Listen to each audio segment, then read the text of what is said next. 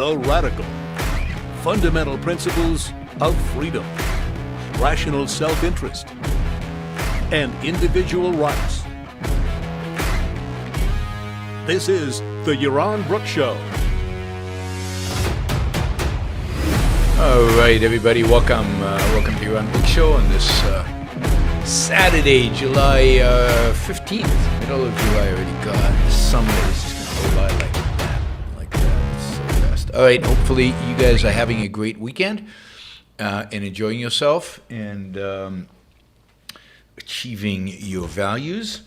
We are going to continue the discussion we had a few days ago over the questions that Alex Epstein sent me around environmental issues. We're going to expand it to eminent domain and some other things that he raised. Endangered species, we're going to talk about that. We're going to talk about Yellowstone, national parks. So we still got a lot to talk about. We did like an hour and a half show on just the first 4 questions, and we've got 5 left. So all of these relate to kind of free market capitalism solutions. What would it look like in a laissez faire capitalist society, and a society, inspired by Objectivism? What would it look like to deal with a variety of different environmental issues: pollution, clean water, dirty water, laying cables, eminent domain, and how to lay cables, and national parks and stuff like that. So we're going to do that. We'll see how long it takes. And then I am going to do a movie review, I think I can talk today, of Whiplash, which I am way behind on. I kind of promised this movie review a long time ago and finally got around to watching the movie again. This is my third time, and I'm in a position to do a proper review of it, so that should be fun. I am resurrecting, not that I ever stop, but resurrecting the movie review offer. If you want me to review a movie, I am committed to getting them back to you faster. I'm traveling less in the next few months, although I am traveling, but I'm traveling less. I should have more time to do the movie reviews. Also, we can do TV show reviews. I've also got a short story that I owe, I know. And not a short story, a novella that I'm supposed to review, and that is next on my agenda. I will be doing that hopefully by next Saturday. We'll get to that, and so I'm slowly kind of eliminating the deficit, the debt that I owe you guys in terms of that, all that. So so if you'd like me to review a movie, it's $500. A TV show, $250. I'll do songs if you insist, $100 a song. As I told you a while ago, I'm not crazy about reviewing songs, but I will review songs for $100 if you would like. What else? So other than that, the video has stopped.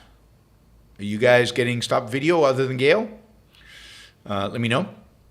So other than that, we will answer your questions. So feel free to ask questions. Q&A is open. Super Chat is open. You can support the show with a sticker. You can support the show by asking a question. Asking a question is great because you get to determine what I talk about in the direction of the show. So do that. $20 and above get priority. James has already got us off to a great start with a $100 question. So that's $100 shaved off. So our goal is $650. As it is always for these longer shows. Let's see. It looks like video is back. That's good. What else did I want to say? Yeah, monthly contributors. Those of you who do not watch the show live, 95% of you, maybe 99% of you, please consider monthly support for the show. Show value for value. If you enjoy the show, if you listen to it as a podcast or watch it on YouTube, either way, please consider supporting the show on Patreon or on yaronbrookshow.com/support. In particular, those of you who can afford to contribute $100 a month or $250 or $500. You guys are really that core group that does that, are what make the show possible, because that's a bulk of the funding for the show comes from people like that. But I appreciate all contributions, $2, $10, $25, $50, are all appreciated, and it all adds up and makes a real difference. You can also become a member of the Yaron Brook Show. Here I recommend just making it a small contribution, like $5, because YouTube takes a big chunk of it, and become a member. You can do that by joining. There's a join button right there below the video.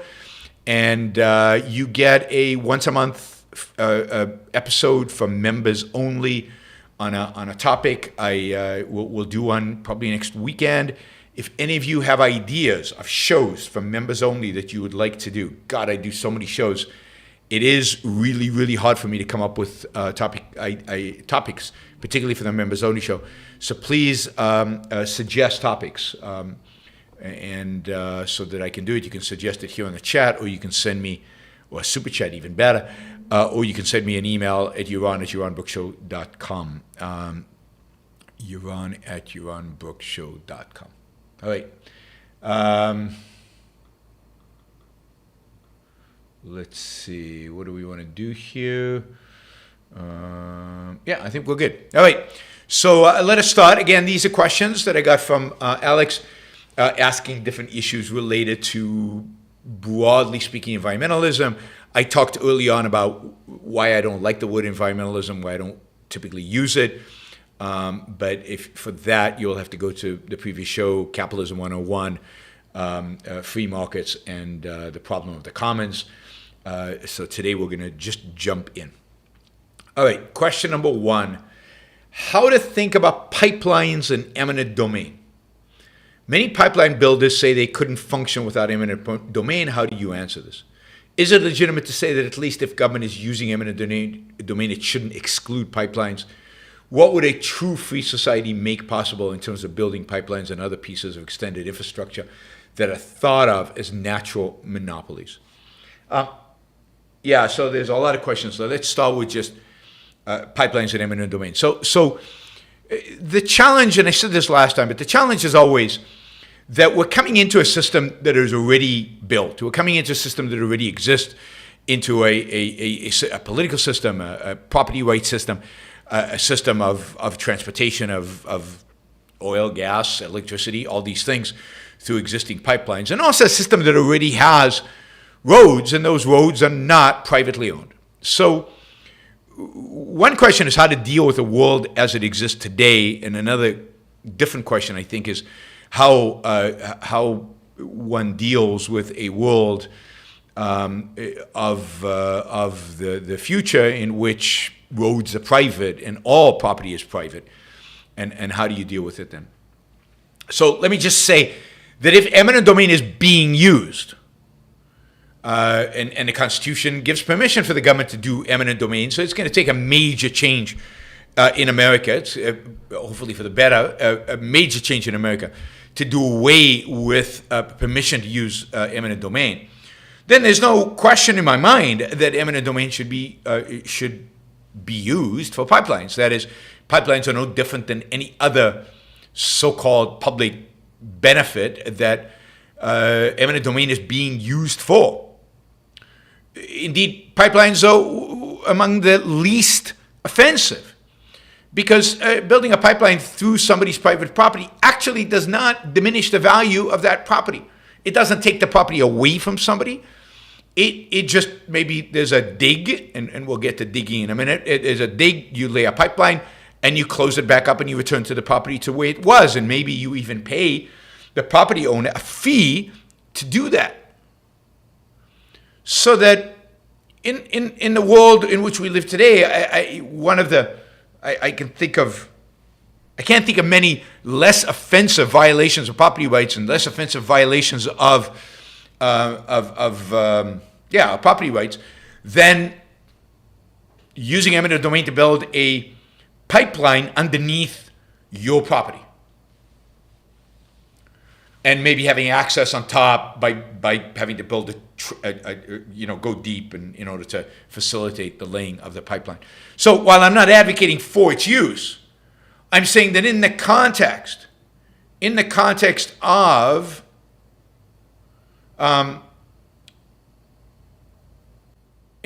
the world in which we live today, in the context of the fact that eminent domain is being used anyway.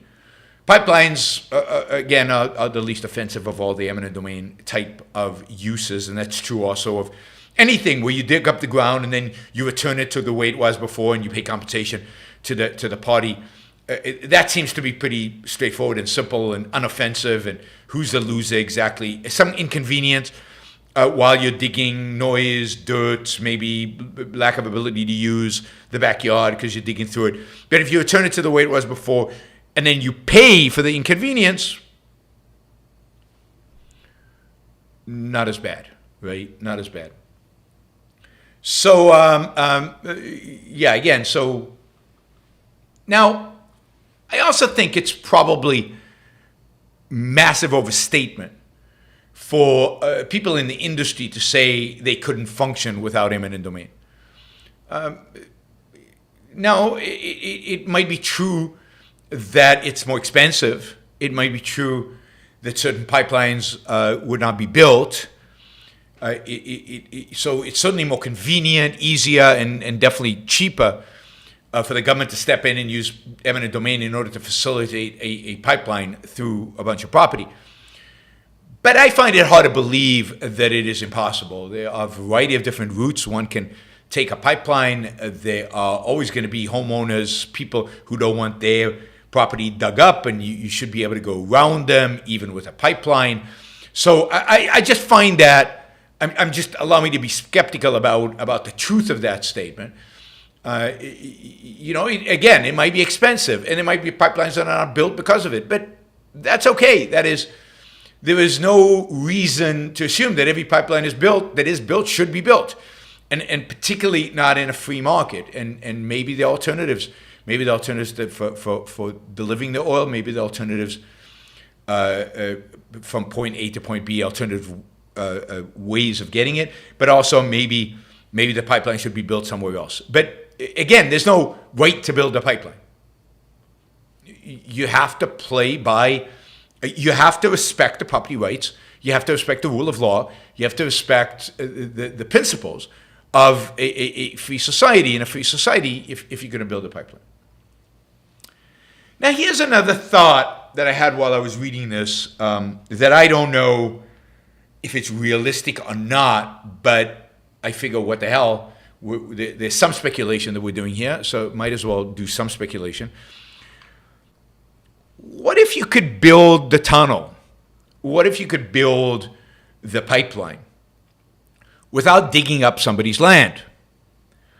That is, what if you could go under somebody's land without actually creating a trench? I think that happens all the time, and what made me think of this is particularly the Elon Musk burrowing company. I forget the name of the company, but the company that kind of burrows tunnels. Now imagine if you built a model that maybe was smaller because pipelines need smaller tunnels, that build smaller tunnels under people's homes through people's property, but that had no impact on the property above. Maybe if there was a leak or something like that, you would then have to pay for access. And we could talk about access. Access is interesting. But let's say you just were tunneling under my home or under my ranch or under my garden. It's called the boring company, the boring company. Not boring as in you're a bore, but boring as in tunneling. Me trying to have a sense of humor. So do you have a right as a landowner to everything that happens beneath your property? And I suspect that it is consistent with the property rights in a free market to say no.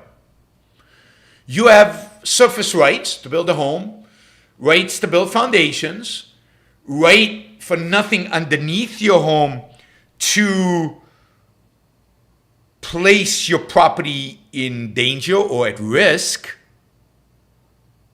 right? So you can't build if you build a subway system under my home, if it causes my home to shake, no, you can't do that. But if it has no impact on me, then it's not clear to me, it's not obvious to me that you have a right to the land all the way through. And indeed, we know that in some cases, in some states, you don't have the mineral rights for what's underneath your home. It's quite possible that somebody else drills in adjacent property and actually sucks oil from what's underneath your home, and they got there first, and they have the mineral rights. And I think Alex has argued for that kind of property rights regime, but I don't know, and if he did, it was that I heard, it was years and years ago, so I'm not going to hold him to that. So I don't think you necessarily have the mineral rights for everything underneath your home. And in some states you don't. So it's an interesting philosophical legal issue of property right. Legal minds should think about it and come up with an answer, but it strikes me that you should be able to build tunnels deep enough underground that it doesn't affect what's going on top. Maybe even big enough so that you can service the tunnel, that is, if there's a leak or something like that, without having to access it from the top. Maybe you access it from the side. So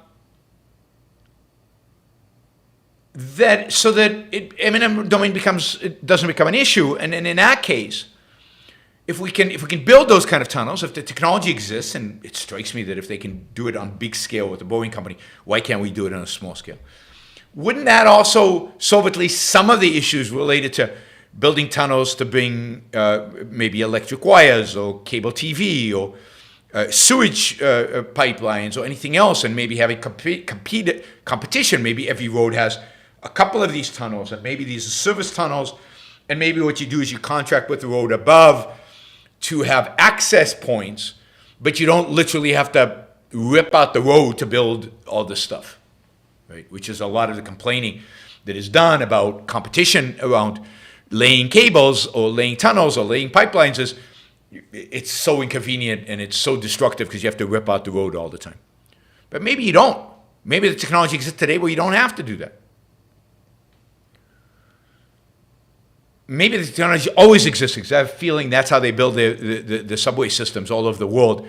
And in a lot of built-up cities, they're building subway systems, and they're not ripping out the surface area. They're building it underground deep enough without disturbing the surface area. So, yeah, so anyway, so that is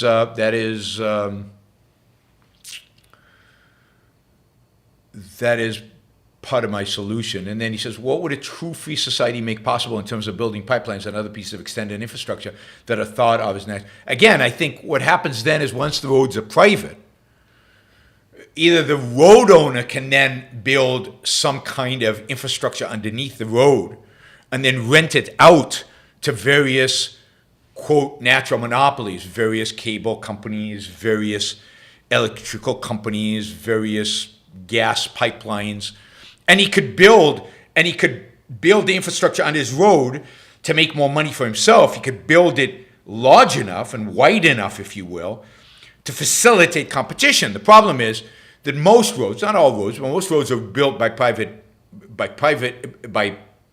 governments, and government believes in this idea that electricity and natural gas and all these things are natural monopoly. At least the last mile is a natural monopoly. And therefore, they're not going to build infrastructure for multiple pipelines or multiple anything.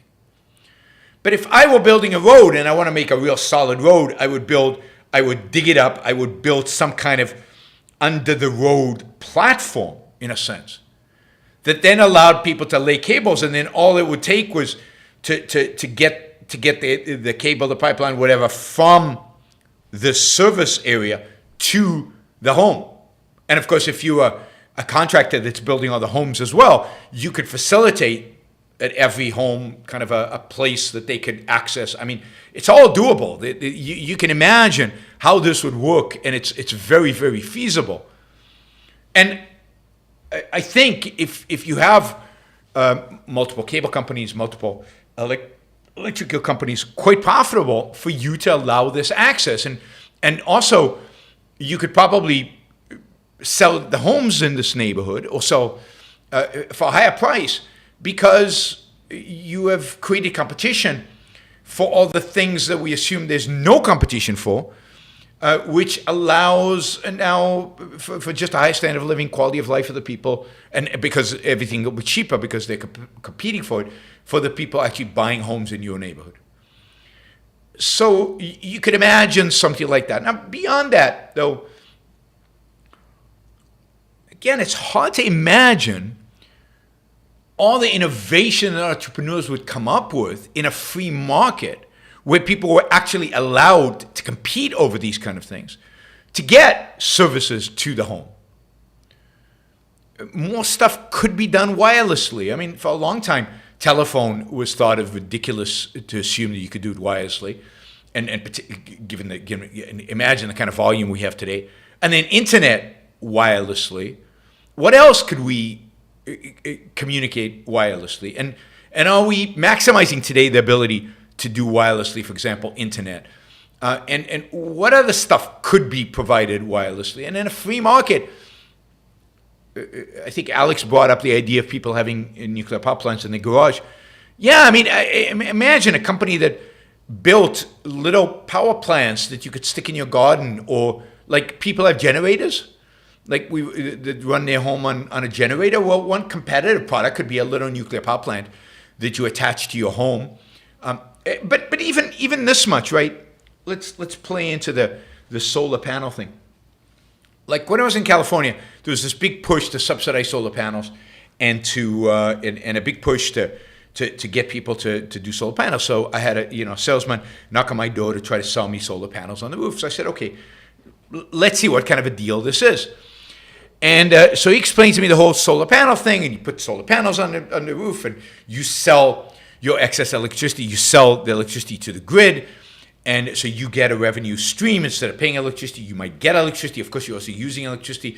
So it all is a question of the net. Do you sell more than you get? And all this stuff.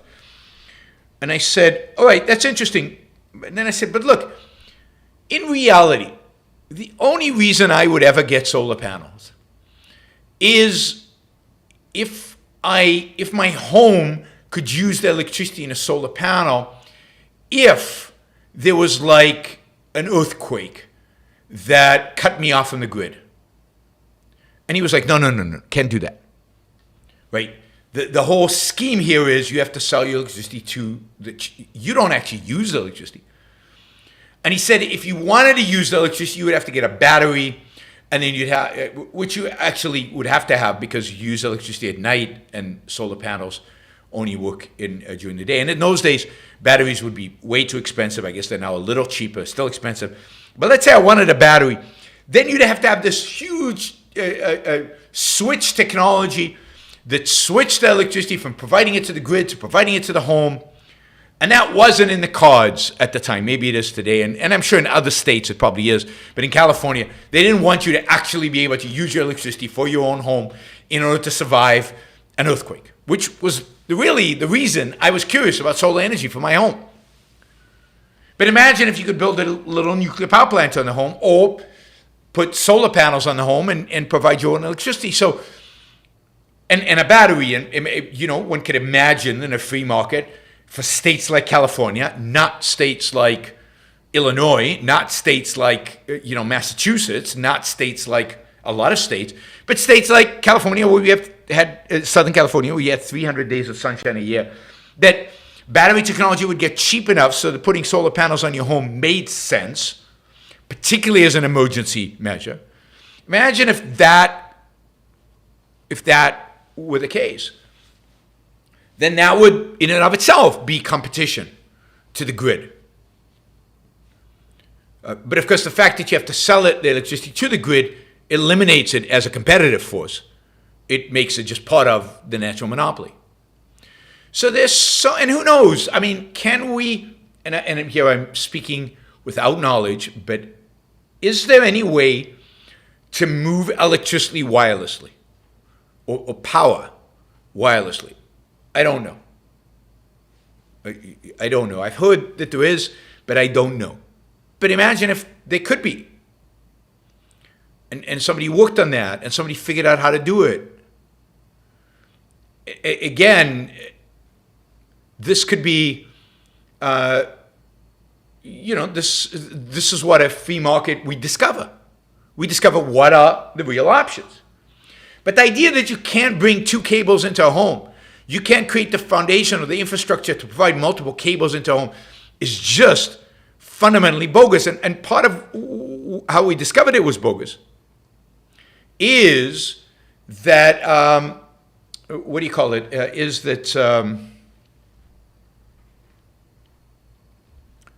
when they first started laying down fiber optics, they started ripping up streets and laying down fiber optics cable. And it was new, it was different. And some places already had the copper for the telephone, and then they added fiber optics. So why not add two fiber optics? Why not add some new technology? There's just none of these things are natural monopolies. There is no such thing as a natural monopoly. Monopoly is something the government grants you, always and everywhere.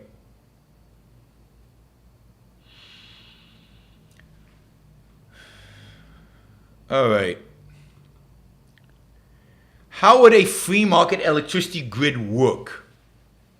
This is also a natural monopoly situation. Well, again, maybe I don't know enough about the electricity grid, but it strikes me as, well, you could have multiple grids competing with one another. There's plenty of land out there. Again, the challenge is always the last mile, what they call the getting it to the home. Maybe the towers, the towers on which the cables are drawn, maybe that's owned by a different company than the cables, and that company could wire multiple cables and then feed only the one to the home that wanted it. Maybe again, this utility tunnel that we built under every road in a free market world where the roads were privately owned, maybe that utility tunnel had multiple access points from multiple different electric companies, electric grids to facilitate electricity. And then you hook it up to the home, but you could choose between three different cables there, and you hook one up to the home, whichever one the homeowner decides. None of this is a natural monopoly, and indeed, at the beginning of electricity, at the beginning of any one of these systems, at the beginning even of streetcars in cities, there were competing companies that were laying competing wire, that were creating competing grids.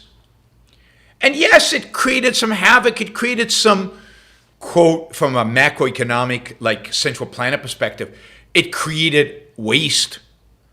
And it created, maybe clutter. But cities in the United States had multiple service providers providing multiple services of all these kind of so-called natural monopoly products, services. And it worked fine until cities started to say, whoa, wait a minute, this is too much, and basically granting monopoly power to a particular provider that they favored in an act of absolute cronyism, and basically wiped out the competition by giving that. But there was always competition in this field until government stepped in and wiped it out. There were competing railroads, there were competing streetcars, there were competing electric grids, and of course electric grids out there between cities or between power plants and cities. You can see how much space there is out there, and often how big the towers are. Maybe you could build bigger towers, and again you could own the towers and somebody else owned the wires, and you could offer space on your tower or space in your tunnel, or lots of different options come up once you unleash the profit motive, once you unleash entrepreneurs, innovators to think about these things and to innovate around them and to solve problems. That's what they do. They do beautifully. They solve problems. I mean, even water. Why not have more than one water pipe in the ground delivering water, and let each home decide which pipe to hook up to? Why not have competition in water? There's no reason not. Other than government is granted, usually government owns the water or has given a natural monopoly power to a particular water provider. If the water in the reservoirs, if the water in the lakes, if the water is in the streams, in the aquifers, was all privately owned, and then you had different people owning different aquifers and providing different piping systems, and that would be true of water to agriculture, would be privately provided. That would be true of homes, and again, laying multiple pipelines, and people would compete on the price of water. And then you wouldn't get a situation in Flint, Michigan, where one provider with monopoly power poisons an entire city with, lead in the water, whatever. As soon as you'd find out that your water was contaminated, you would switch, but of course you would never come to that because they would be constantly competing on selling you better water. And of course, some people could have the fluoride-free water or the Robert F. Kennedy water, the water with no conspiracy theories added to it. And then somebody could provide water with vaccine already injected in the water. You get vaccinated by drinking the water. I don't know. You could have really interesting competition, right? Get all your vitamins in our water. Our water provides a full dose of all the vitamins you need. I can see the commercials right now. So, this is the cost we pay for not having allowed markets to develop, for not having allowed markets to evolve, and for government stepping in and taking over all the vast lands, taking over all the water, and then taking over, and then assuming all these products are natural monopolies, and then giving them monopoly power over them. Right? I like it. Maybe some water companies would just give you the Kool-Aid. Good one, Jennifer. Oh, God. All right. So I think that's my view on, I think that summarizes my view on natural monopolies and the particular applications. We can see if there are questions about that, but that would be my view. And it would be great to have Alex back on the show to talk about all these things and his impressions of my answers, and then see if he had follow-up questions and stuff. That would be a lot of fun. I'll talk to Alex about doing that. All right. What's a pro-freedom approach to endangered species? How to address arguments that on your property is something crucial to the global ecosystem that everyone depends on. And then the other one is, how could freedom enable us to preserve the most beautiful species? Even better, some species are like works of art that some people understandably want to keep around. So first, what about species or things, I don't know what those things would be, that the entire human ecosystem depends on, it would crush, just collapse without it? Now, let me just say first, I'm skeptical that such things exist. That is, I'm skeptical that the ecosystem is so fragile, and given mass extinction events in the past, including extinction of dinosaurs, which we all know, but many mass extinction events in the past, and the changing environment on which life has developed, in which evolution has with the ice ages and vast heat and volcano eruptions and I don't know, everything else, floods, earthquakes, fires, everything that happens naturally. It's hard for me to believe that nature, that the environment, that evolution is so fragile as take one being out of the ecosystem and everything collapses. It's just untrue. And so take, for example, I don't know. I'm a big advocate of getting rid of mosquitoes, right? Just getting rid of them. And there are ways to do that. There's a technology now that we can modify the mosquitoes so they can't reproduce and they just all die after a while. So I can't figure out how it works. They copulate and then they pass on this gene mutation to the children, but then the children can't reproduce, something like that. Anyway, there's a way to wipe out mosquitoes, certainly of a certain type. And I just don't see why we don't do that. particularly mosquitoes, and there's a particular type of mosquito that carries a malaria parasite. And not all mosquitoes carry malaria parasite, but the mosquitoes that carry malaria parasites, they just found a number of malaria cases in Florida. I'm sure if the mosquitoes were woke, this would be a high priority for DeSantis, but probably not under the circumstances. So these, why not just wipe out?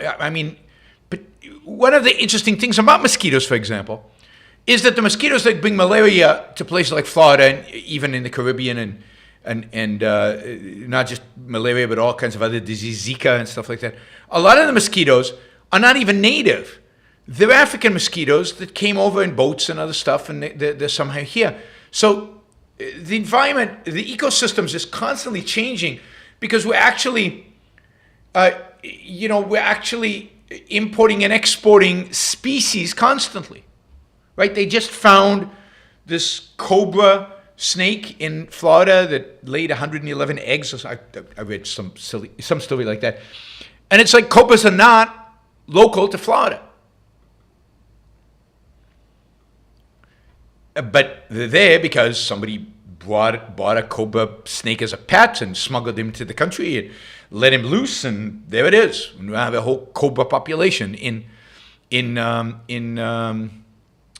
Florida. So, and yet the ecosystem seems to survive all of that. So, yeah, people are now going after the mosquitoes. They love to hate mosquitoes. I mean, this is you got to worry about people who love to hate. No, I mean, mosquitoes, yes. I mean, they bring you West Nile, Zika, malaria, yellow fever. There's one other one here in Puerto Rico that really is horrible. And all these diseases that are just terrible. And why did it just not wipe them out?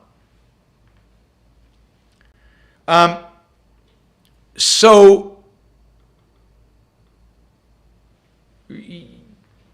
I don't buy this, the ecosystem's so fragile. And look, if the ecosystem was that fragile, imagine there was something, I don't know. Or maybe we're talking about a very large piece of land like the Amazon forest, and we got to preserve the Amazon forest. Then somebody needs to buy it. Somebody needs to buy it and preserve it. And the people who will buy it and preserve it are the people most committed to, I guess, if human survival is dependent on it, to human survival. And given the great value human survival has to most human beings, one would assume that if you could convince people that this was a big deal, then you could raise enough capital to outbid anybody on the price on the property because, I mean, the value at stake is human survival, right? And we're willing to pay more for something that has higher value, provides greater value. So just a little bit of money from all human beings around the world is a lot of money, and you could probably buy a big chunk of land to preserve whatever it is that you wanted to preserve that was really, the whole world was, human life on planet Earth was dependent on it. You could do it.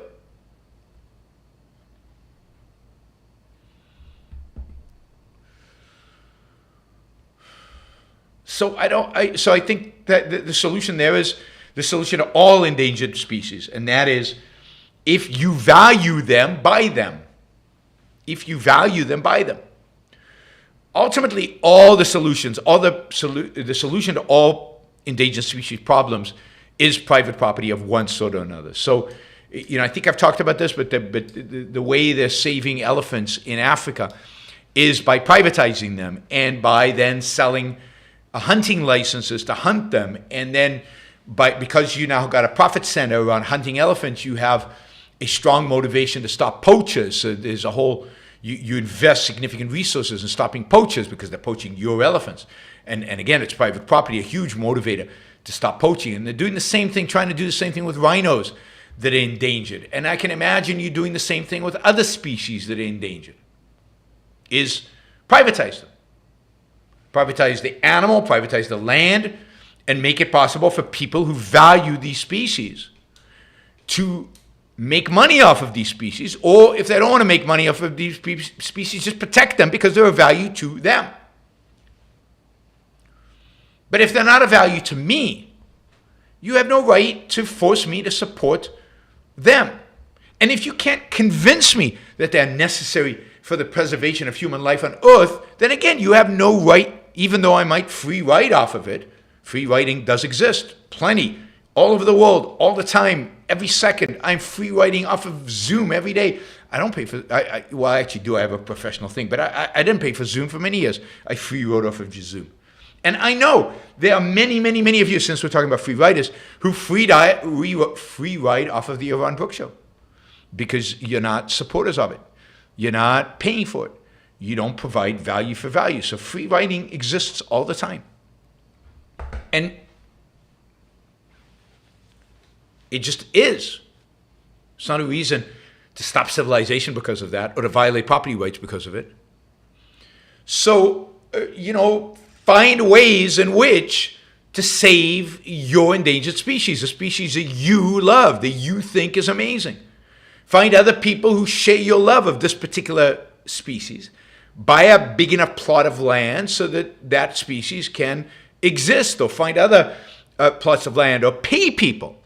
You can pay people not to hunt a particular species if you value it. You can compensate farmers when the wolves eat their sheep so that the farmers don't hunt down the wolves if you value wolves for some reason, right? But it has to be a private market solution. It has to be, something that is done voluntarily and not through coercion. You cannot justify the using force on another human being because you value X. And X could be a living being, or it could be anything. I value a Ferrari. I really want a Ferrari. I think a Ferrari is a piece of art. So I'm going to, steal one, or I'm going to bail Ferrari out when they get into trouble financially, using your money, by the way, in order to make sure that Ferraris exist forever. I'm going to stop you from demolishing the building you bought on a piece of land because I think it's beautiful the way that it is, and I don't want you to change it. I don't want you to renovate it. I don't want you to build some modern, ugly glass building on top of it. I mean, once the standard is what somebody feels like is beautiful, and therefore we can violate individual rights because of that, there's no end to it. We have negated the whole idea of individual rights. We've negated the whole idea of property. Property means you can use and dispose of your property as long as you're not hurting other people at will. And we're not talking about hurting other people here in terms of their emotions, offending other people. All right, what's a pro-freedom approach towards parks like Yellowstone? What were these places like before Teddy Roosevelt and others nationalized them? I mean, my assumption is that what they were before is just wilderness, and that nobody, as far as I know, really owned them. Maybe some of it was land that was being, the cattle was roaming, and people were, maybe in Montana, were actually using, and then it was taken from them, nationalized and taken from them. Maybe some of it was, in that sense, private property in the sense that it was being used. But the solution to Yellowstone and the solution to all national parks is to sell them. It's to privatize them. And people say, but then people will buy it for the profit motive, and they'll build condos, and they'll build homes, and they'll build this stuff. Maybe the higher use of some of these national parks is as towns and condos and luxury homes. Maybe. Probably not. I don't know that I want a home right inside the supervolcano that is Yellowstone. But maybe. But it's also possible that they become better maintained, and fees go up, and people can make them as profit centers. It could be that groups that care about nature and care about national parks buy them because that's its highest use. If it's its highest use, highest value is as a national park, then people should be able to raise enough money to buy them and keep them as national parks. But who said the national parks have to be the exact shape and exact land mass that they exist today? Could it be that a certain section of the Grand Canyon could be preserved as a park, a private park, and other sections of the Grand Canyon could be sold to private homeowners that want a beautiful, magnificent home right on the edge of a cliff looking down into the canyon? And why is that bad? And why is that less beautiful than a canyon without a home right at the edge overlooking the canyon? Why is the man-made not beautiful? Of course it is. Now, nature is beautiful too, and one wants to, I value national parks, and one wants to preserve them in their natural state up to a point. And there's plenty of land around the United States that is super beautiful and amazing, as beautiful and amazing as some of the national parks that are not national parks and people have actually built on. What do you do? So the solution to national parks is to privatize them. Let them go to the highest bidder. Let's hope, those of us who want national parks, that the highest bidder are people who want to preserve it for the purpose of recreation. And maybe one of the ways they could fund the perpetual use of these parks as recreation is by selling portions of it to individuals who want to build. Right? And even if they do build hideous stuff, their problem. Yeah, you see it, but it's their problem. It's a negative externality. Negative externalities exist as well. You have lots of positive externalities that you don't pay for. You don't penalize everybody for negative externalities. Some negative externalities, ugliness, for example, ugliness of buildings, ugliness of people, is not a negative externality that people have to be compensated for. It just is. All right. Finally, what should be done with federal lands if they should be sold off? Any guidance on how to do this? So absolutely they should be sold off, all of them. Now, again, I think there are various ways in which this could be done. First, I would say if somebody's using the federal lands, already using them, then I think they should be given to that person, or that person or that company that's using them should be given the right of first refusal and some discounted price.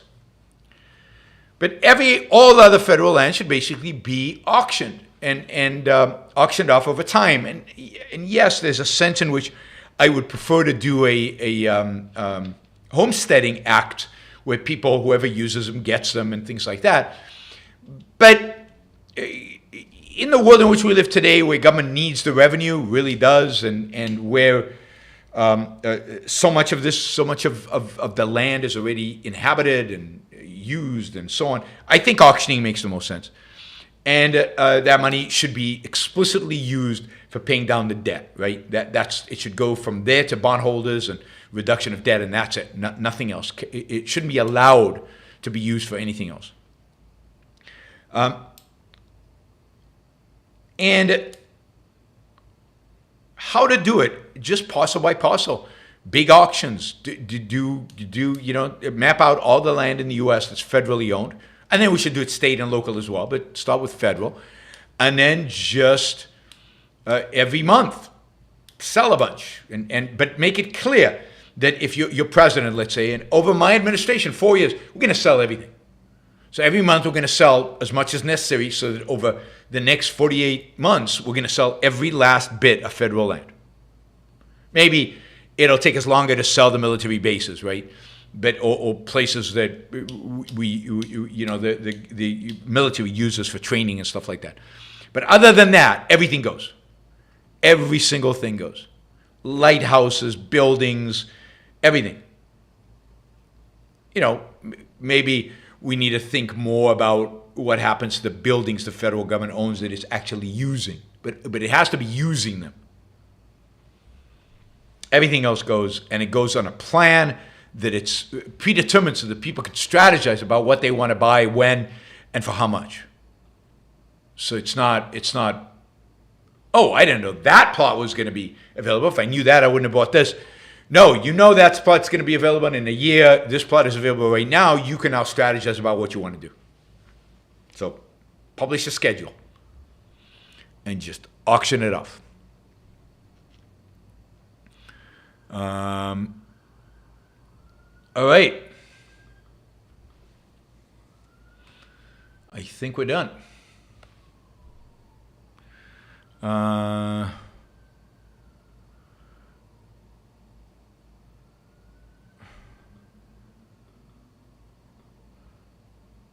All right. By the way, just as a general comment, I think this is interesting. A lot of why our cities look the way they look, a lot of why people settled and went to the places that they went, have to do with things the federal government did and state governments did. Where they piped water to, where they allowed certain activities to happen. And maybe the biggest one of all is the whole way in which American cities have evolved and developed and grown is to a large extent a consequence of the American highway system. And the 1950s federal government deciding to build highways that go everywhere. And that to a large extent has dictated suburbs and the existence of suburbs and how they grew and what happened to them and the emptying of cities. And a lot of what has happened is where government chooses to build roads, how government chooses to build them. And to a large extent, it's hard to imagine and project what would the world look like, what would America look like if America was fully private? What cities would exist? Which ones wouldn't? What new cities would exist? I mean, if you fly over America, it's empty. It's an empty country. You could have several more 100 million people here and it wouldn't make a dent. So, you know, what if we didn't have government planning all our cities and planning all our roads and planning our highways and planning our trains and planning everywhere?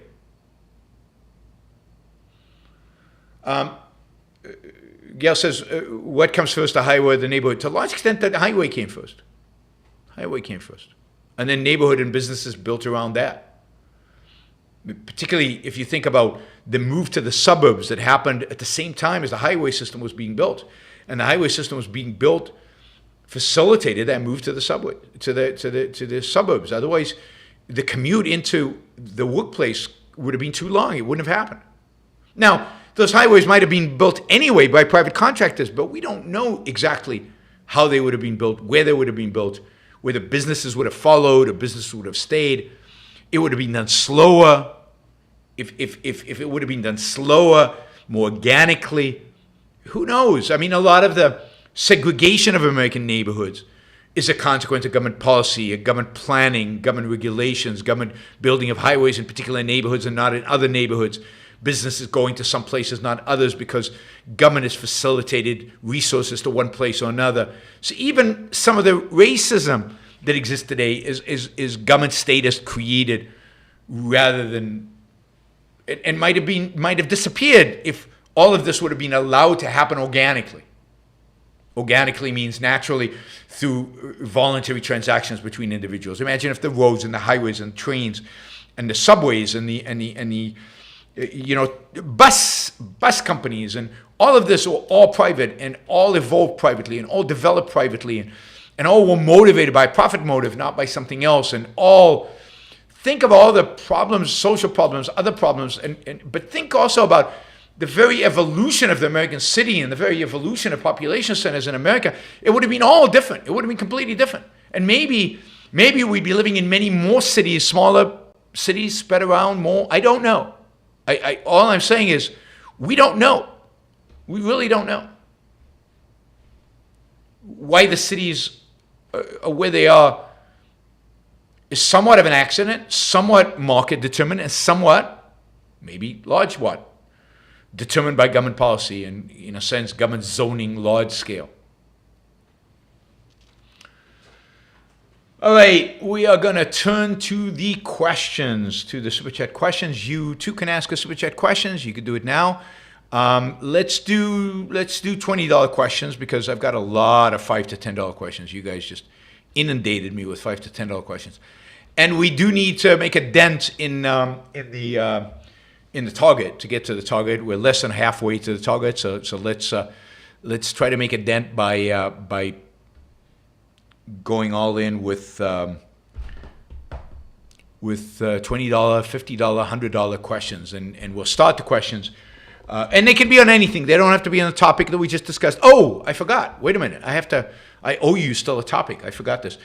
Before we do the questions, but you can start asking them now. Please do.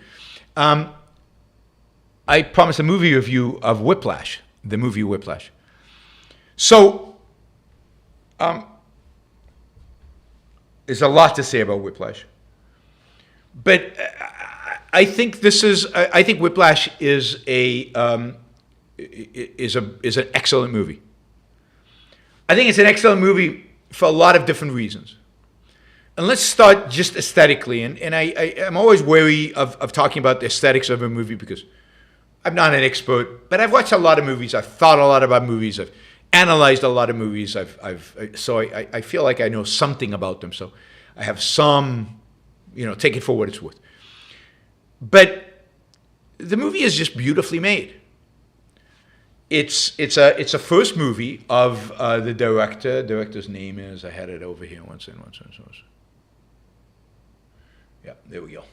I've got the names of the director there, of Damien Chazelle. It's his first movie. It's a very intimate movie. It basically only has two characters. The movie is very good with close-ups. I mean, any movie that has the guts to spend a lot of time with close-ups on individual people. Any movie that starts you right off the bat just as a character study. And this is a character study of two people, mainly one who evolves and one who doesn't. But basically it's about two people, that's it. A student and a teacher and their relationship and what it takes. I think the way the movie's made, the camera angles, the up close shots, the close-ups, it's just well done. The lighting, even the lighting that is used to dramatize and to focus your attention and to focus you on what is important, what is happening right now that is important, what is essential to what this is moving forward, and to moving the plot forward. So this is very, very well done. In addition to that, I think the acting is brilliant here. Both Miles Teller and J.K. Simmons are both really good and almost perfectly cast for the particular type that they are. I mean, Miles Teller, a student, learning about himself, trying to figure out where he belongs, trying to figure out how good he is, super ambitious, unbelievably ambitious. On the other hand, J.K. Simmons, strong, powerful, both physically but also in character, committed to excellent and abusive as hell. Abusive as hell. And his physique, his look, his expressions, everything about this. I mean, I don't remember if this movie won any Academy Awards or anything. But J.K. Simmons deserves some kind of award for his acting in this movie. It really is good. By the way, there will be spoilers. So if you haven't seen the movie and you don't like spoilers, do it. I do recommend everybody watch this movie. It's definitely a movie worth watching. It's not always easy to watch the movie. There are scenes in the movie that you want to step back from. But it's a powerful and I think an important experience. We'll talk about why it's important. So Miles Teller is excellent. J.K. Simmons is excellent. His intensity, his focus, his violence in support of that intensity. And his,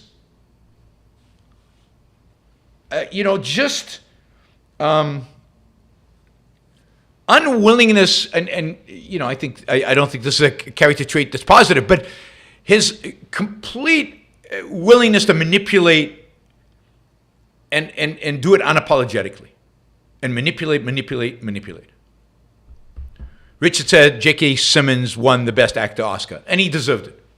And think about a first-time director bringing out a performance like this. I guess he won Best Supporting Actor. Okay, Best Supporting Actor. I mean, to be a director and to bring out a performance like this is amazing, because these things don't happen by accident. It's not just the actor. It's a collaborative effort of the actor and the director. Everybody else in the movie, except for these two characters, the student and the teacher, everybody else is a prop to focus you in on the theme of the movie, what the movie is thematically about. And ultimately, I think the theme of the movie is, and you could agree with the theme philosophically or not, but the theme of the movie is to be great. I mean, to be really great. The kind of great that very, very, very few human beings are in any generation. To be truly great in your field, whatever that field is, requires a single-minded, uncompromising dedication and focus that, at least according to the movie, and it requires great suffering. The movie hits on this a number of times. And failure. Right? You're not going to be great at anything unless you fail a few times. And you learn from that failure. Most people fail, but they don't learn. But to be really great at something, you have to fail and learn and fail and learn and learn and learn and fail and learn. And I think the movie does a magnificent job at showing exactly that. The dedication, the focus, the hard work, the blood. There's a lot of blood in the movie. The blood that you're going to have to spill in order to become great at something. And the failure that involves. There's going to be part of it. Now, the movie, I think, too much stresses the fact that genius comes from a place of suffering, a place of, humiliation. And there is something here that is, they talk about Bird, the great jazz player, and the lead character in this have to be humiliated before they can reach the pinnacle, reach the top of their field. So I think that's overemphasized. But this idea of focus, of unrelenting focus, and the fact that the J.K. Simmons character, the teacher, I mean, I think he's very cool, and he's very cool. But what he recognizes and what he does not settle for is mediocrity. Is halfway. He has dedicated his career, as maybe very few teachers can. He has dedicated his career to finding the very greats. And at some point he says, I've never found him. And in the end of the movie, you get a sense he just did. But only at the very end of the movie.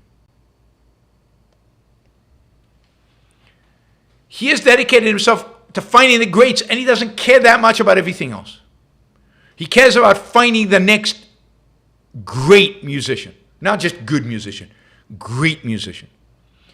And because he drives everybody, to test them and manipulates them and punishes them to see if he can get greatness from them, because he does that, he does real harm to the people that surround him. You know, one of his former students in the story commits suicide.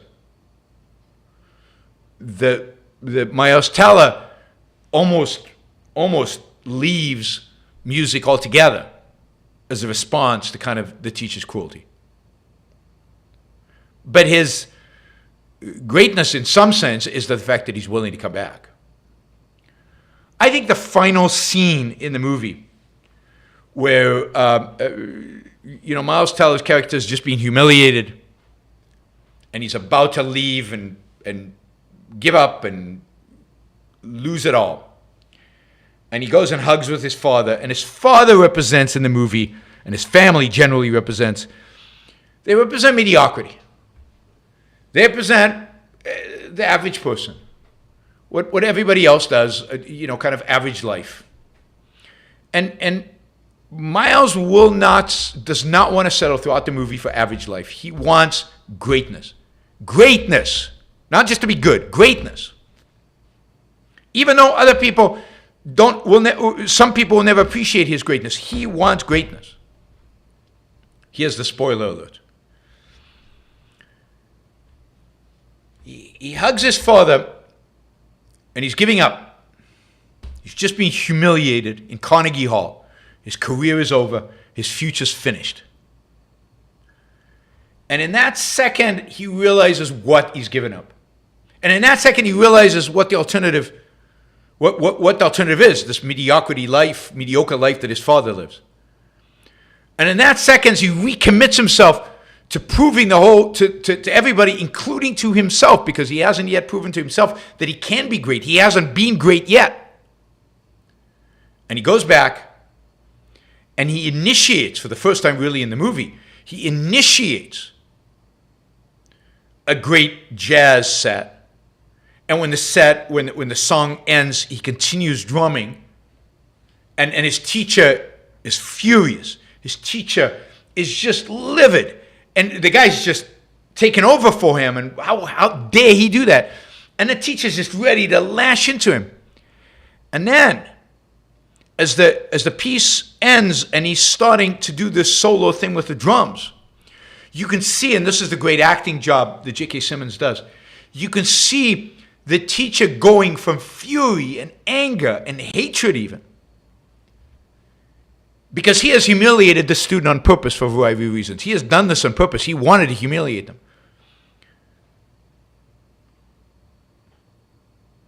His face transitions from this hatred, from this anger, slowly to recognition. Maybe the kid's got something. Maybe it's more than something.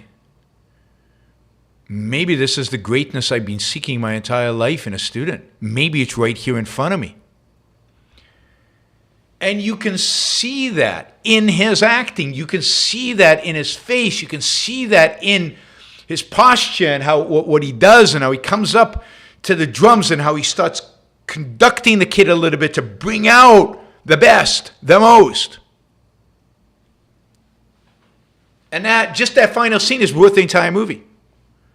It's a magnificent scene. Magnificent camera work, fantastic acting, and emotionally super satisfying. And for everybody, for teacher and student. And, it is an illustration of what can happen, of what greatness looks like, of what is possible to some. Not all of us are going to be great. So really spectacular, really spectacular. So everything about this is well made. It's well. I mean, there are scenes that are very difficult because the character J.K. Simmons is brutal. He's cool, and cruelty is tough to watch. But what I find interesting is, and I'll end with this. If this was a sports movie, and a lot of people have criticized the movie for the cruelty and the teacher is so manipulative and so horrible. But I've seen a lot of sports movies. I don't know, a new coach comes and he whips the team into shape. Or he takes a group of misfits and he turns them into a team. And in those movies, the coach is often brutal. He often makes the kids bleed. He often works them to exhaustion. He often manipulates them in order to bring out greatness. And in a sports movie, we go, yeah, that's fine. Because somehow we all connect to greatness in sports. But here's a movie about, in some ways, spiritual greatness, being a great musician.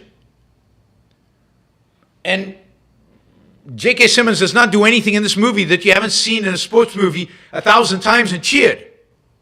And yet here, people are repulsed.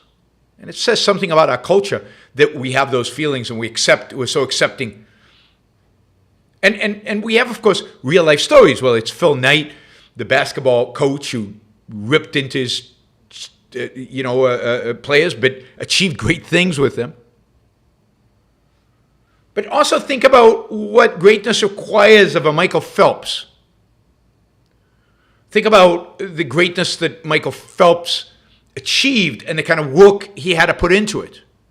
The blood, sweat, and tears he had to go through. I don't know the details, but one can only imagine. And we take that, and the parents took him to swimming, and maybe there's a periods in which they maybe even forced him to go swim when he didn't want to. But if we see that with a musician, we go, oh, cool parents, how dare they? And they're forcing him to take guitar, violin lessons or whatever the thing is. Somehow sports, everything is acceptable, and something like music, no. And somehow sport greatness, and the movie actually criticizes that because at some point, one of the family members is quarterback in a football team or something, third rate or whatever. But that's, everybody's praising him and nobody is praising the drummer here. Nobody praises the drummer. But think about the work, the effort, the pain, the suffering that real greatness does indeed require. Does indeed require. You're not going to be a great athlete unless you do it. And we get it with athletics. We accept it with athletics. Somehow we don't accept it when it comes to something like being a great musician. So I highly recommend the movie. I think it's beautifully done, beautifully shot, very powerful. Again, there's scenes you will not like, and you might walk out still hating J.K. Simmons. But just for the final scene, just for the final sequence, the whole movie is worth it. It makes it up. I mean, first time I saw this movie, that final sequence was so emotional, so powerful, because it's also a surprise. Now, I've ruined it for most of you, but go see the movie. Go see the movie.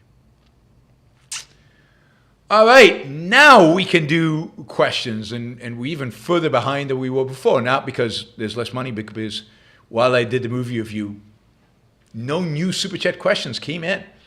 So let's try to make the goal. These goals are important that would keep these shows going. And we're way off, so we're looking for $360. So if anybody out there can do 100 or 50 or just a bunch of $20 questions would be great. But let's at least chip away at this goal and get us closer. All right, James, for $100. Thank you, James. James got us off to a great start. Don't let that go to waste. Let's keep it going. James says, I watched Other People's Money last year, as you recommended. I found it to be one of the top movies I've seen about mergers and acquisitions and overall capitalism being a great thing. I'm not sure there are very many movies about mergers and acquisitions, so that's not high praise. I have not found anything in terms of TV shows, any new recommendations for TV movies about this particular theme or just broadly. I mean, I've got millions of recommendations for movies, and I just did a members-only show with lots of TV recommendations. But in terms of this topic, corporations, business, the world of business, it's one of the great tragedies is that not a lot of content that presents it positively and presents it in an admirable way and that inspires. One of my favorite movies regarding business is a movie called Executive Suite. Executive Suite, which I think is just a fantastic boardroom drama, not bedroom drama, boardroom drama. A drama within a boardroom. It's a 1950-something movie. It's beautifully shot, beautifully acted, and great story. Great story. I think you'll really, really like it if you like other people's money. There are not a lot of other movies. Maybe the only other movie I would say that deals with the world of finance that I like is Working Girl. I think it's Working Girl with God, what's her name? Let me just look it up.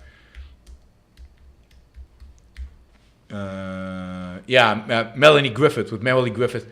It has one of my favorite, and Harrison Ford, Melanie Griffith and Harrison Ford, 1988. It has one of my favorite lines in movies. I mean, the character that Melanie Griffith represents, who's super sexy, Tess McGill, super sexy, and she says at some point, I have a mind for business and a bod for sin. And the way she says it, I can't replicate Melanie Griffith saying it. You just fall over, basically. You fall over. That is a great one-liner from this movie, and it's a fun movie too. It's not a deep movie. It's not a particularly great movie, but it's a fun movie. So I recommend it, with Harrison Ford and Melanie Griffith, and it does do a good job, I think. Again, telling the story of mergers and acquisitions and stuff like that. I think you can find some really good episodes with regard to finance, business, and so on. You can find some really good episodes of Billions. Billions, the series on Showtime about a hedge fund and the district attorney who tries to prosecute him. I think particularly season 1 is good. My favorite parts of Billions is how the district attorney is portrayed as sleazy and power-lusting and willing to use the law and do whatever is necessary to get his way. So I find it better in negative characterizing basically a character built on what's his name, on I can't believe the former mayor of New York, district attorney for the Southern District of New York, and Trump advisor and lawyer. You guys will tell me his name in a minute. But the character of the district attorney is very much built on him, right? On his ambitions, on his just sleazy, awful, horrific character, and his political ambitions. He wants to be governor, and here he wants to be mayor of. No, not Ed Koch. Jesus Christ. Is Ed Koch a Rudy Giuliani? Yeah, Ed Koch was not an advisor to Donald Trump. So Rudy Giuliani, it's built on, I think, the character of Rudy Giuliani. It's great to watch Billions and see this character and think Rudy Giuliani. That it's just worth it for that. The positive portrayal of the billionaire, of the hedge fund guy, is not as good. It falls into a lot of the traps of the culture of portrayal of billionaires. But it once in a while has some very positive and interesting aspects to it. So generally the writing is very good, and I would have commended Billions. But you have to accept that it's very, very mixed. Very, very mixed. Yeah, Rudy Giuliani, one of the real villains of the late 20th century in America. Okay, Wes for $50. Look, Wes and James have done their thing. Started us out with $150 and we're still $360 short. And since I said anything, like, Richard is the first one to come through. So, all right, Wes says, note, in a laissez-faire system, there would be criminal negligence. If someone really makes a fraudulent product that harms people, criminal law may be applicable. The people out there seem to think capitalism means business would get away with murder. Of course not. Yeah, I agree with you completely. There would be criminal negligence. There would be all kinds of forms of negligence, which would present businesses with different forms of liability. Depending on the level and type of negligence, that would determine how liable you actually are. But yes, there will be all kinds of penalties associated with business behavior, if negative business behavior, that would, I think, keep in line businessmen who wanted to cheat. Keep in line businessmen in quotes who are crooks. Right? So, yeah. Frank says that Giuliani told him that there was no question of Mike Milken's guilt. Rudy is a lying, conniving, manipulative, horrible human being, and you saw that on display with his being a lawyer of Donald Trump, but you saw that on display when he was in the Southern District of New York. So I don't believe a word he says. Never will. Literally one of the people I despise more than any others. Even when he ran for president, and he's a secular Republican and all that, I would have never, ever voted for him because of how he behaved in the 1980s. The people he prosecuted, the number of people he prosecuted that was reversed on appeal, the number of times he leaked it to the media in advance so he could get a photo op out of it, which the guy in Billions does the same thing. So he is not to be trusted one iota for anything he says. And if you want to know the true story of Michael Milken, read the book Payback. Hard to find. You might have to get it used, but it's called Payback. It is available, I think, used on Amazon. All right.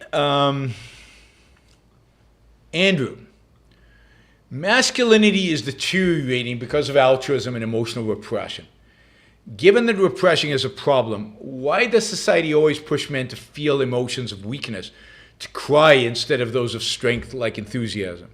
Well, because of exactly what you said, because of altruism.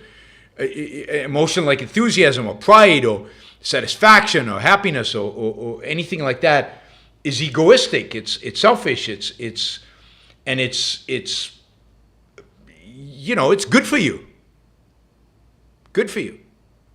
So, of course, society is against those. They want to rip you down. They want to tear you down. They want to put you in your place. They want to show your weakness.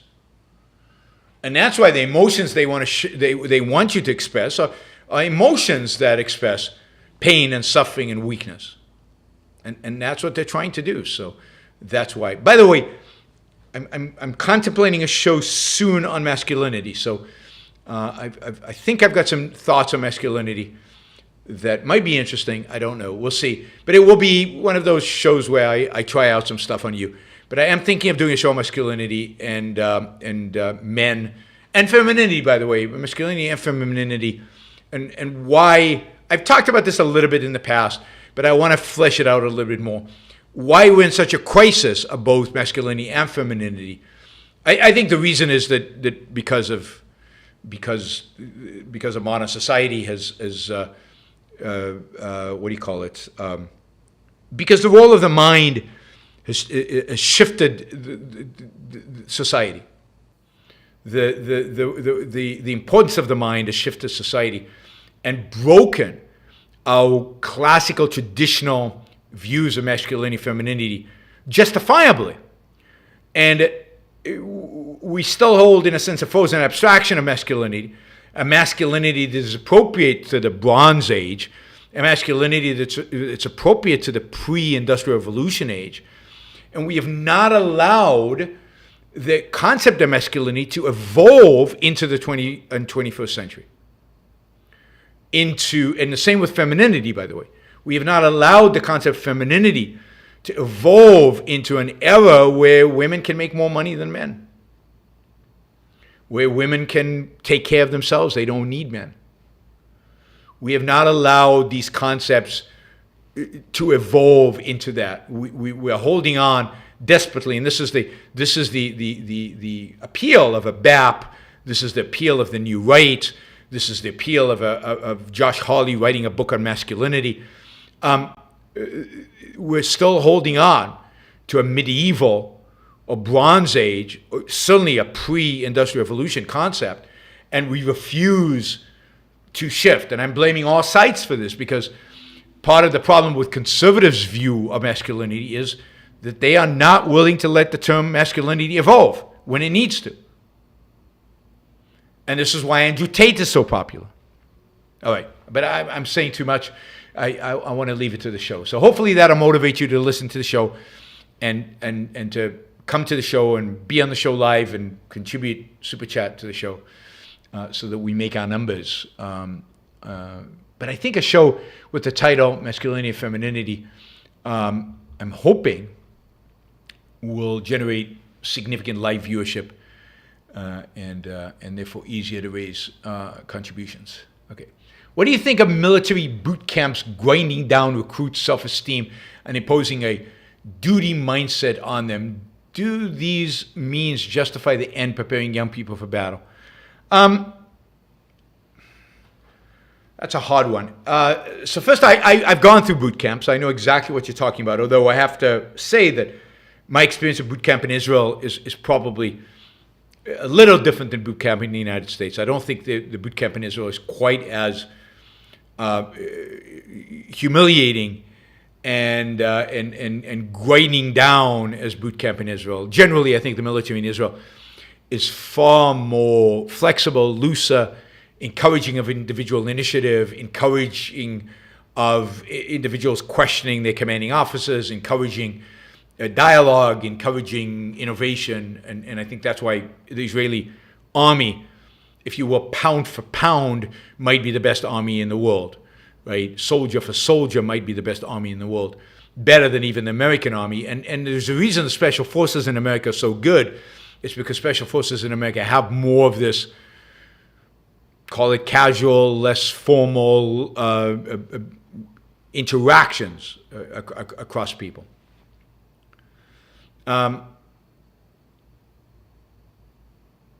So what do I think of boot camp? I think boot camp is somewhat necessary. It's necessary for two things. It's necessary, one, to get soldiers in shape. A lot of the brutality of boot camp is just pushing you and pushing you and pushing you to get you in physical shape to be a soldier. And remember, people go into boot camp in all kinds of physical condition, particularly in Israel where there's no draft. So everybody goes. In America, probably a little different because you're probably in better shape because you probably want to go to the military. So you got shape in advance.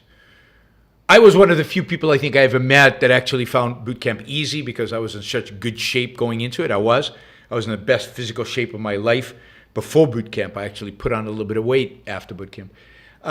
Not the right kind of weight too. But so that's part of it. But there is a sense in which what you're trying to inculcate during boot camp is the idea that under stress, in emergencies, when everything is on the line, you will follow orders. You will have enough respect for your commanding officer that you will do what you are told, because that has to be the case. Now, it's true that you want to be able to have soldiers who are willing to question and ask and challenge, but not when you're under fire. It just can't happen when you're under fire. All that questioning and doubting and challenging has to happen before. But when you're under fire, your commanding officer better be good because he is going to command. And if people start saying, now's the time where I'm not going to follow orders, that is not good. A lot of people will be killed. So I think you have to do it. So I'm not going to say that everything that in America is done during basic training is justified, but a lot of it is. A lot of it is necessary. A lot of it needs to happen so that we can get soldiers in the kind of shape and ready for combat and with the right mentality and the right for real emergency situations, not just training, but real emergencies under fire, under enemy fire, life and death situations. All right, friend Harper. If you have read Stranger in a Strange Land, could you give a quick $20 length review? That's a short one.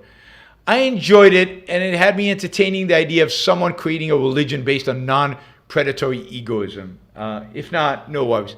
Yeah, sure, I read it a long time ago. I listened to it like maybe 10, 15 years ago. I read every single book by Robert Heinlein.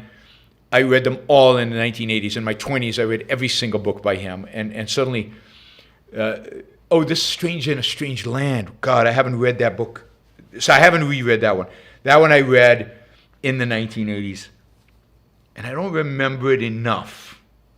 I remember that it's in as many senses, it's considered the book that launched the sexual revolution, because it's the first book among many later on in Robert Heinlein's career where he presents his view of sexual liberation, of multiple partners, of polyamory, or whatever you want to call it, which then dominates much of his writing afterwards.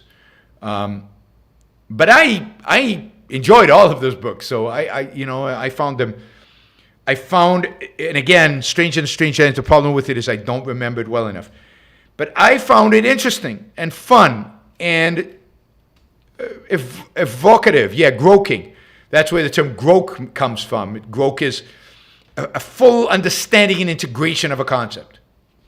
That's my interpretation anyway. Groking something is more than just understanding it. It's fully having it integrated into your knowledge and into your soul. So, Fenapa, I like the book, but again, this is 40 years ago. This is in my 20s. I like the book. I found it interesting and challenging, and I've never found a problem with books that present, sexual relationship alternatives. Alternative sexual relationships. And I thought Heinlein's book was the most interesting when it comes to that. There's the one where he put an old man's brain, right, soul, character, into a sexy young woman's body. His Go Friday is called, I think. That one's interesting, and it also deals with femininity and masculinity. This is way before his time, I think, in many ways.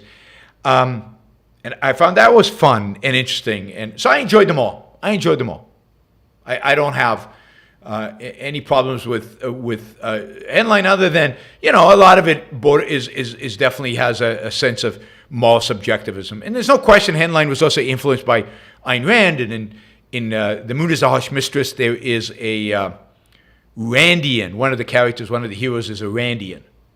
So Heinlein definitely was familiar with Ayn Rand. He'd read Ayn Rand. But he was definitely a kind of a libertarian, subjectivist type, probably some kind of anarchist. I ate up all his books when I was in my 20s. Adam, a Polish news clip shows women training on their new Abrams tanks as drivers. As an ex-tank guy, do you think that any crew position other than loader requires a male body frame? No, not a male body frame. I don't believe women should be in combat. I've said this before, and I stand by it, and maybe I'll talk about it when we talk about masculinity and femininity. But there's no reason from a technical perspective that they can't drive a tank, that they can't fire a tank, that they can't command a tank. Although, I think the command a tank, well, you have to at the very least be, you have to have a strong physique because you have to sit up there anyway. But no, I mean, even the loader today, there's a lot of tools in the tank, I think, that make it very easy to load it. So I wouldn't be surprised if women could physically do it all. There's a variety of reasons why I think women shouldn't be in combat, and that's why they shouldn't be in a tank. All of my instructors in tank school were female. So in the Israeli army, I think all of the people who train you how to use a tank, how to drive a tank, how to load a tank, how to how to command a tank, all of those are basically women. So your teachers are all female, which makes it a lot more fun, because generally learning how to do a tank, how to manage, run a tank is super boring and not very interesting. But at least you have girls teaching you, so that's always more fun. But in the Israeli army, they never would put them into combat. Just one physical aspect of this. A tank gets hit. You have to scramble quickly out of the driver's seat. That takes huge physical strength. And a small size, which you should be a small man to be a driver. Shouldn't be a big man. And the same is true of a gunner. How do you get out of there? Same is true of a loader. The tank commander is really the only one who's in an easy position to get out of the tank quickly. But everybody else is going to have to scramble out there, and that's going to require strength. You're going to have to lifting yourself out of it very, very, very quickly, because the thing is going to blow. So, yeah. Mario says, sounds like a solid way of meeting goals. Not so much when they're really your commanding officers and they're teaching you. It's very hard to fraternalize. Not a great environment for dating. All right, that is it for the $20 and $50 and $100 questions, although I welcome more. We are only short $300 now from our goal, so we could still get $15, $20 questions, or we could get three $100 questions and make our target. That would be very, very, very cool. But in the meantime, we'll do the $10 questions and the $5 questions. Please, no more $5 questions. So I'm going to answer $5, $10 questions, but please, if you want to ask a question, let's make it 20. We're already an hour 40 into this, and I've got a bunch of questions here. I'm hoping to get a few $20 questions as well. So there's a ton of questions still to be answered. So no more $5, $10 questions. It has to be 20 or more. Emphasis on or more. All right, Andrew. All those who want us to emulate China's system of government, ignorant or evasive at the prohibition against criticizing the government there, and what happens to those who do? That sounds like a statement, which I agree with. But are those who want us to emulate China's system of government ignorant or evasive? Yeah, actually, they're evasive. They're not ignorant. Nobody's ignorant. And not only that, they're ignorant of the controls the government places on the businesses, the fact that the government can close you down at any point, can put your CEO in jail, or exile your CEO, or prevent you from going public, or do a million other things that U.S. government can do as well, but the Chinese government can do on steroids as compared to the U.S. government. Michael says, public filth, disorder, and crime have exponentially increased in almost every major city in America. Is this due to the last 4 years of the left becoming more unhinged? I don't know if that's true. I just don't know if that's true. And it's certainly not true if one compares it to the 1970s, which were filthier, more disorder, and more crime than anything we have today in the major cities. New York is far cleaner and far less crime than it was in the 1970s and early 1980s. So I think one has to be very careful. First of all, one has to be careful about the data. Is it true that in every city, certainly some cities, and some cities because of, San Francisco, because of crazy leftist policies that the city has imposed, and certainly true of downtown LA. But is it true of all LA? Is it true of every part of LA? Is it true of all the cities around LA? And public filth is not that much, particularly, again, depending where. And Austin is a clean city, except when you go onto the highways and you see the homeless people. Is Dallas, even though it's got a Democratic like that, is, some cities have seen crime rates decline over the last 4 years. Some have seen them increase, but, and this year, by the way, crime is way down from last year. I said this on a show recently. Like, murder rate is dramatically down this year from last year in almost every major city, but in most major cities. So I just worry about generalizing like that. Stav, can you comment on the idea of ignorance is bliss? Yeah, how ignorant can you be? I think it's an ignorant idea. Objectivist promotes knowledge and not evading. So, of course, ignorance is the opposite. If I'm content, why get caught in a rat race for more? Because being content is not enough in life. Yes, if you just want to be content, sometimes ignorance can be bliss. But content is boring. Content sucks. I think that's a technical term. Why settle? I mean, go watch Whiplash. You want to be good. You want to be great. You want to be interesting. You want to be interested. You want to be engaged. You want to be happy. You want to be more than content. You want to be challenged. You want to be blissful. You want to have joy. And for that, you need more than content. And for that, you need knowledge. And for that, you're going to struggle. For that, you're going to work hard.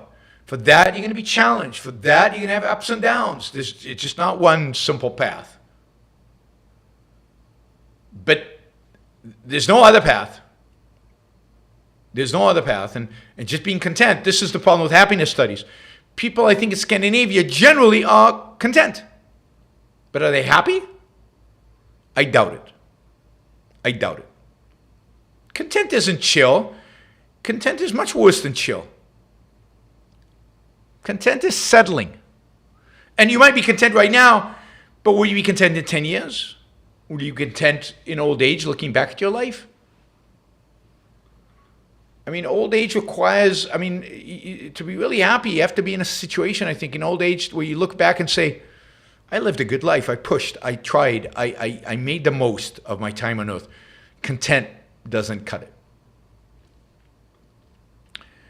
Hopper Campbell says, will Chris Christie be a kamikaze pilot and come after Trump on the debate stage? I can't wait to see Christie really go after him. Will it be enough to stop him? I suspect he will really come after Trump. We'll see how well he does it. He's got, I guess, the skill set to do it. Will it make any difference? I don't know. Within the Republican primary, probably not. I think it'll continue to cripple Trump in terms of a general election.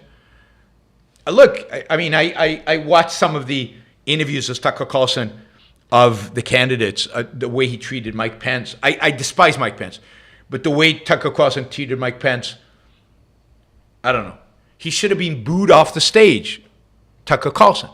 Instead, the crowd almost booed Mike Pence off the stage. There is no Republican Party worthy of saving. This party is defunct. It's bankrupt. It's ignorant. It is stupid. It is detached from reality, and it can't win. I don't think. Not with this. Can't win because independents, who you have to win. You have to get independents to vote for you. Otherwise, you can't win. Not enough Republicans in the world, in America, to win. Independents are not going to vote for these crazy candidates. So I don't think Trump is. I don't think they can stop Trump. I just don't see how. Maybe jail, but I don't see how you can stop Trump in the primaries. Michael, did you get a chance to see Netanyahu's interview with Lex Fridman? I have not. He said he introduced heavy free market reforms in Israel and explicitly said socialism is what holding Israel back. He's bullshits. He is, and I'm sorry to say this again and again and again, but Netanyahu is a bold-faced, unapologetic liar in English. By the way, he would never say that in Hebrew. Never say that in Hebrew. Partially because people would call him on it, but partially because he just doesn't come across as a defender of anything in Hebrew. I've seen him in Hebrew. I've listened to interviews of him in Hebrew. When Netanyahu was finance minister, he passed some good free market reforms. As prime minister, almost nothing. Almost nothing. Nada.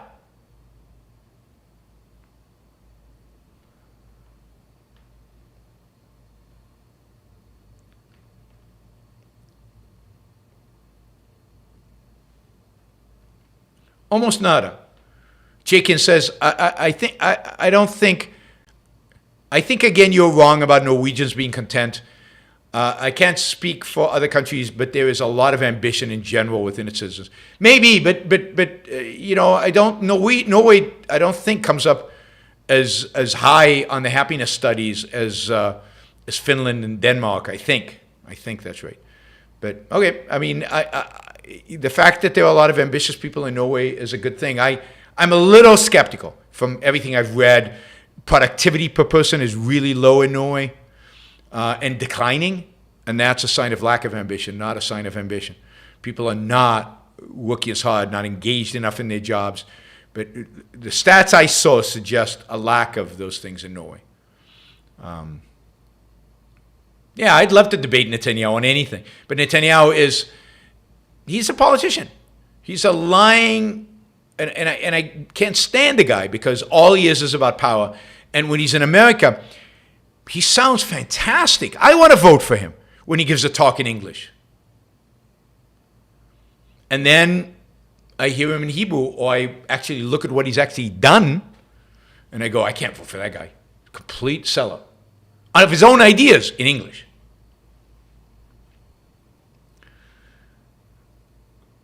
All right. James Taylor, has objectivism had an impact on our courts?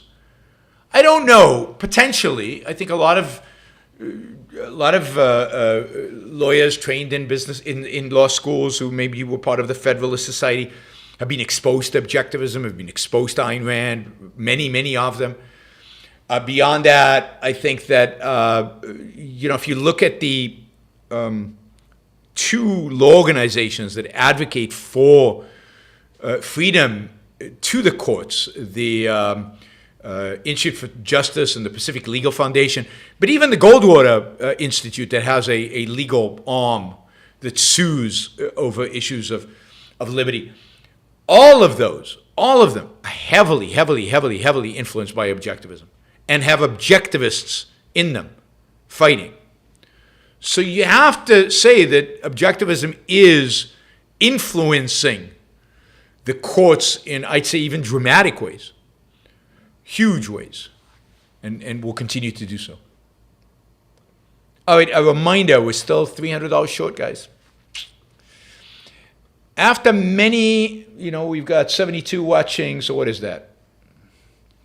$5 each, $4 each, $4 each, $3.50 each, and we make it, remember, value for value.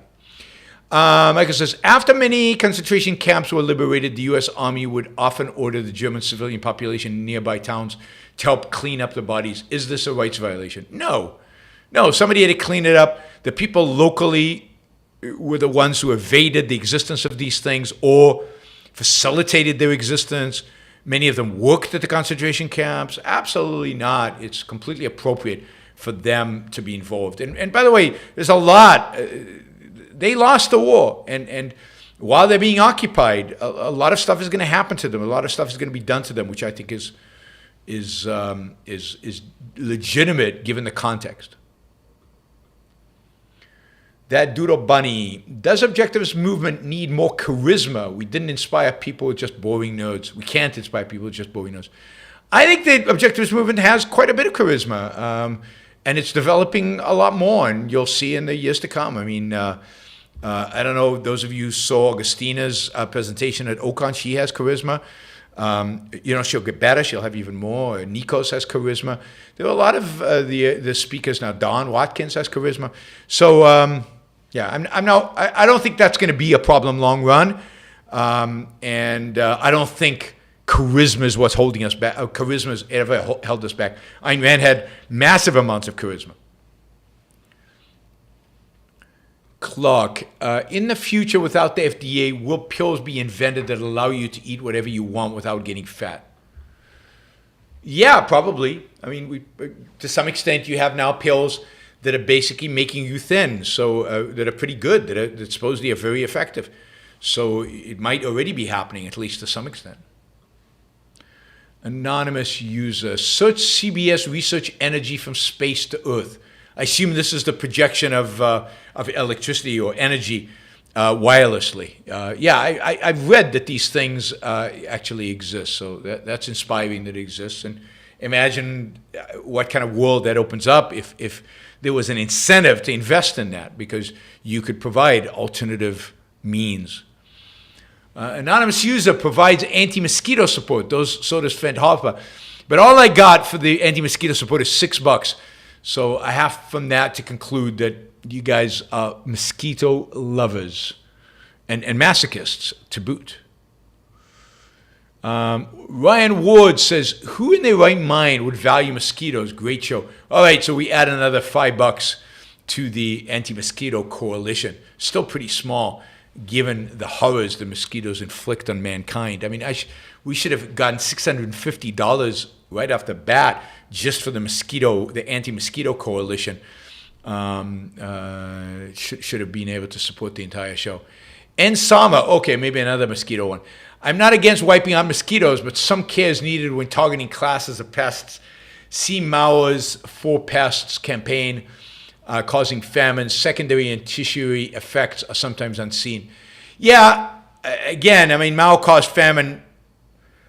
There's a lot of reasons why famine was caused. I doubt that it was just the targeting of pests. It's targeting of pests within a particular context.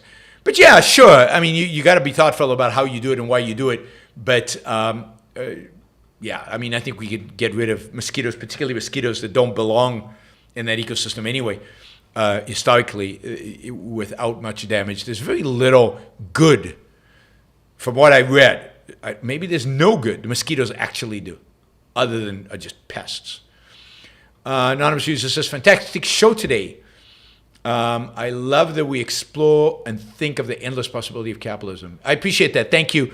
I'm a little discouraged that these kind of shows that are more positive, that are not about all the horrors of the world out there, don't get as much support as the shows, the other kind of shows. Anyway, with that, we'll have to do a blend of both to be able to afford these shows. We'll have to do some of those shows. Frank says, look at the Battle of Gallipoli, or the movie. I saw the movie. How can men be sent into battle who will be slaughtered? What about when your commanding officer is killed?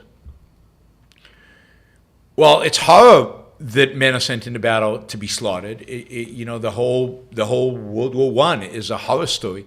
But war's always been about men being sent into battle for slaughter. I mean, there's just, what's the alternative? How do you fight a war without lots and lots of people dying? Maybe one day we'll solve that problem by having robots do the fighting for us.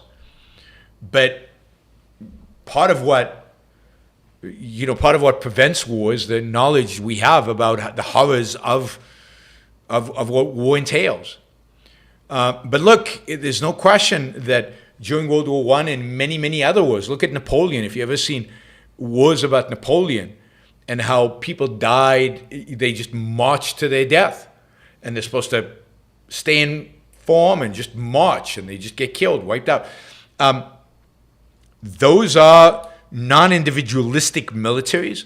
Those are hierarchical militaries that are not good, that are anti-liberty, anti-freedom, and ultimately lose to the pro-freedom movements. I think the American military was never quite as bad as the Gallipoli. Think about Gallipoli in World War I as a manifestation, the way it was run as a manifestation of the aristocracy and aristocratic mindset, and a mindset of aristocrats and their serfs, and the soldiers being treated as serfs, and it's horror. Anything about World War I, whenever you watch it, it's horror because of that serf mentality that the commanding officers had, and class mentality, and that's the beginning of the end of the West. You could argue is World War I. The spirit of the West was killed in many respects, and we're surviving today on the fumes. So World War I was a brutal, brutal war. Maybe we'll talk more on a future show about World War I. Andrew, thank you for the $20, Andrew. Rand would allegedly pick her fingers to bleed, sometimes to inspire her writing. I don't think she'd have objected to suffering being part of achieving, but she would have rejected it as the essential nature of achievement. Yes, I think that's right. I mean, effort involves pain and suffering. I mean, there's no way around that. Michael Phelps often hurt. Every basketball player sometimes hurts. In training, you hurt to achieve your goal. So hurt is part of greatness. It's not the essential nature of it, but it is part of it. Great achievements require real effort that is, to be great, that is beyond, for most people, beyond what is often physically able without pain. At least to train yourself to get to the point where it's without pain. You have to go through a period where it is painful. All right, everybody, thank you. Really appreciate the super chatters. Thanks for providing value in return for the show. Thank you for supporting the show. Let's see. Don't forget to share it. Don't forget to like before you leave. It helps with the algorithms. And I will be back on Monday morning for our news roundup shows. All